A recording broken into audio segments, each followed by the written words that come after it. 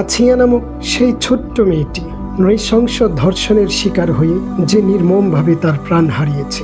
ধর্ষক তার শারীরিক অধিকার কেড়ে নিয়েছে এবং তার নির্মম পৈশাচিক ছোবলে আছিয়া তার অনিচ্ছাকৃত ও জোরপূর্বক মৃত্যুর মধ্য দিয়ে তার সবচেয়ে মৌলিক অধিকার, জীবনের অধিকার হারিয়েছে। পার্থিব জগতে আছিয়ার এই মর্মান্তিক মৃত্যু এক অমীমাংসিত বিষয়। কারণ জগতে এমন কেহ আছে কি আছিয়াকে তার হারানো অধিকার ফিরিয়ে দিবে?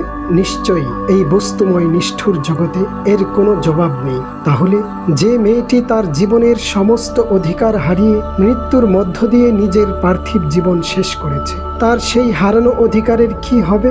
সেই হারানো অধিকার মৃত্যুর পর কখনো কি পুনরুদ্ধার হবে, নাকি তা চিরদিনের জন্য অনিষ্পন্ন থেকে যাবে? বিপরীতে যে প্রকৃত অপরাধী সে যদি পার্থিব জীবনে কোনো ধরনের বিচারের সম্মুখীন না হয়ে শান্তিতে জীবনযাপন করে, প্রাকৃতিক নিয়মে মৃত্যুবরণ করে, তবে সে কি এই মৃত্যুর মধ্য দিয়ে তার জীবনের সকল অপরাধের জবাবদিহিতা থেকে মুক্তি পেয়ে যাবে? তার কি সেই সুনির্দিষ্ট অপরাধের জন্য সুনির্ধারিত শাস্তির কোনোই প্রয়োজন নেই? অত্যাচারীর সাথে নির্যাতিতের চূড়ান্ত হিসাব নিকাশ না করেই কি প্রকৃতির খেলা শেষ হয়ে যাবে? জীবনের সকল কর্মের হিসাব নিকাশ কি অনাকাঙ্ক্ষিত মৃত্যুর মধ্য দিয়েই সমাপ্ত হবে? এটাই কি প্রকৃতির চূড়ান্ত খেলা? প্রকৃতির খেলা কি এতটাই অসম্পূর্ণ? এই প্রশ্নগুলোর উত্তর খুঁজতে গিয়ে আমরা একটি গভীর সত্যের মুখোমুখি হই। পরজগৎ বলতে সত্যিই কি কিছু নেই?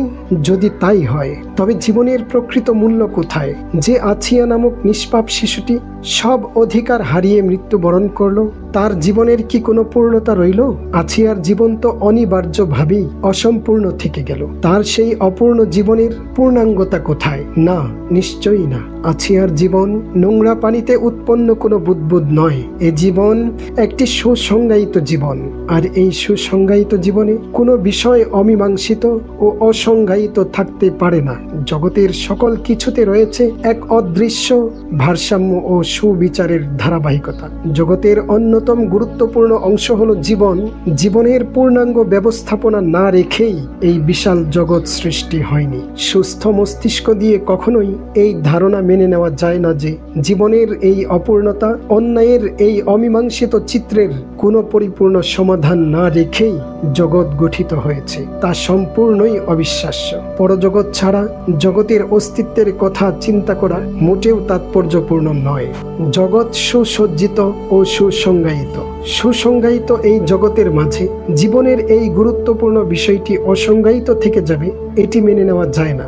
যে শক্তির বলে প্রকৃতির সমস্ত কিছু সৃজনশীল রূপে সজ্জিত হয়েছে, যে শক্তির বলে প্রকৃতির মধ্যে ভারসাম্য ও নিয়ন্ত্রণ প্রতিষ্ঠা হয়েছে, যে শক্তি পৃথিবীটাকে আপন মনে সাজিয়েছে, নিশ্চয়ই সেই শক্তির কাছেই জগতের শান্তি বিনষ্টকারী, অত্যাচারী ও অন্যের অধিকার লুণ্ঠনকারীদের জন্য কঠিন শাস্তির ব্যবস্থা রয়েছে। সেই সাথে নিশ্চয়ই আছিয়ার অধিকার ফিরিয়ে নেওয়ার ব্যবস্থাও রয়েছে। প্রিয় দর্শক, এই ঘটনা থেকে আমাদের শিক্ষা হলো এই যে আছিয়ার ঘটনা এক মর্মান্তিক উদাহরণ মাত্র।